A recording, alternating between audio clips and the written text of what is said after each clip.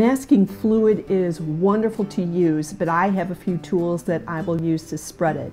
One of them is a nail salon silicone kit I picked up from Amazon.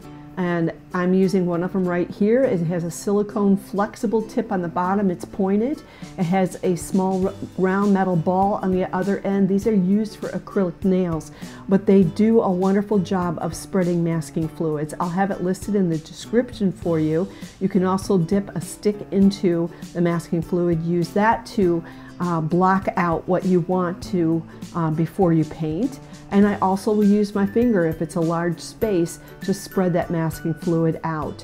So let me know what you are using as your tools. Let it dry for a good 6 to 20 hours before you go paint on top of this. And that's it. So we'll see you next time.